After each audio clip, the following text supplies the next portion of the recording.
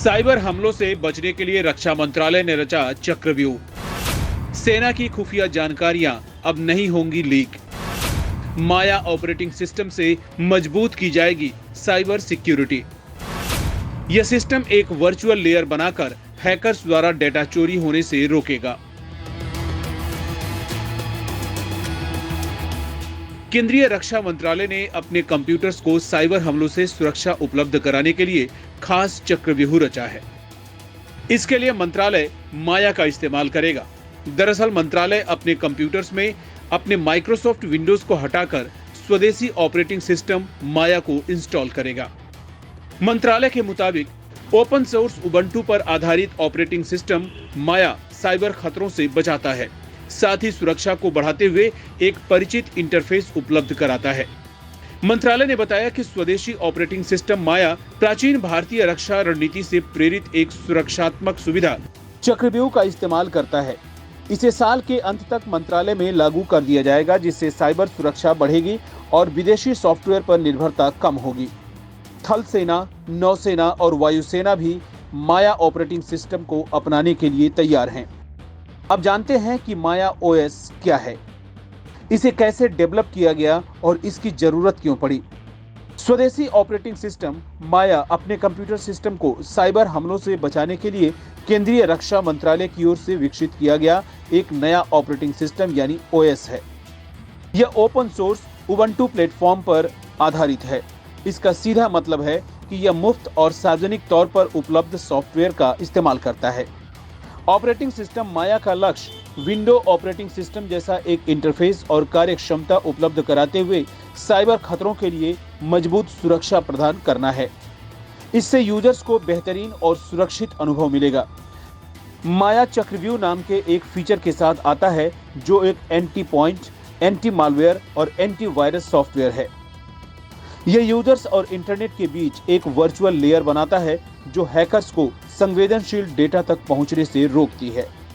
उम्मीद जताई जा रही है कि इस साल के अंत तक रक्षा मंत्रालय के सभी कंप्यूटरों में ऑपरेटिंग सिस्टम माया इंस्टॉल कर दिया जाएगा। स्वदेशी ऑपरेटिंग सिस्टम माया का डेवलपमेंट 2021 में शुरू हुआ था।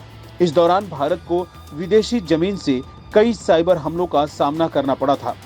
हैकर्स ने कई अहम बुनियादी ढांचा और रक्षा प्रणालियों को टारगेट बनाया था। इसके बाद रक्षा मंत्रालय ने माइक्रोसॉफ्ट विंडोज के बजाय स्थानीय ऑपरेटिंग सिस्टम के इस्तेमाल का फैसला लिया। माना गया है कि स्वदेशी ऑपरेटिंग सिस्टम ज्यादा सुरक्षित और भरोसेमंद होगा। रक्षा अनुसंधान व विकास संगठन यानी DRDO, उन्नत कंप्यूटिंग विकास केंद्र यानी CDAC और राष्ट्रीय सूचना विज्ञान केंद्र यानी NIC समेत कई सरकारी एजेंसियों के विशेषज्ञों की टीम ने माया ऑपरेटिंग सिस्टम के डेवलपमेंट पर काम किया। इस टीम ने OS के परीक्षण और सुधार के लिए भारतीय सॉफ्टवेयर कंपनियों और शैक्षणिक संस्थानों का सहयोग लिया। ये OS 6 महीने में डेवलप कर लिया गया था। उबंटू लिनक्स पर आधारित ऑपरेटिंग सिस्टम है, जो कंप्यूटर, सर्वर और दूसरे उपकरणों पर चलता है। यह मुफ्त ओपन सोर्स सॉफ्टवेयर है, जिसे कोई भी इस्तेमाल और संशोधित कर सकता है। उबंटू का इस्तेमाल काफी आसान और सुरक्षित है। यह काम मनोरंजन और शिक्षा के लिए कई एप्लीकेशंस के साथ आता है। यूजर्स उबंटू सॉफ्टवेयर सेंटर से हजारों एप्लीकेशन डाउनलोड कर सकते हैं। उबंटू को नई सुविधाओं और सुरक्षा सुधारों के साथ नियमित रूप से अपडेट किया जाता है। यूजर्स उबंटू को इसकी आधिकारिक वेबसाइट से मुफ्त डाउनलोड कर सकते हैं। ऑपरेटिंग सिस्टम माया का नाम भ्रम की प्राचीन भारतीय अवधारणा के नाम पर रखा गया है, जो वास्तविकता की भ्रामक उपस्थिति से जुड़ा है। नाम से ही स्पष्ट है कि जब हैकर रक्षा मंत्रालय के कंप्यूटर सिस्टम को हैक करने की कोशिश करेंगे, तो उन्हें माया या भ्रम का सामना करना पड़ेगा। माया युद्ध की प्राचीन भारतीय कला से भी प्रेरित है। यह चक्रव्यूह नाम की एक सुविधा का इस्तेमाल करता है, जो एक बहुस्तरीय रक्षात्मक संरचना है। इसका इस्तेमाल महाकाव्य महाभारत में किया गया था। माया यूजर्स फ्रेंडली और फैमिलियर इंटरफेस उपलब्ध कराने के लिए डिजाइन किया गया है। दरअसल यह विंडोज के स्वरूप और अनुभव की नकल करता है। यह उन सभी एप्लीकेशंस और सॉफ्टवेयर्स को भी सपोर्ट करता है जो रक्षा मंत्रालय में इस्तेमाल किए जाते हैं।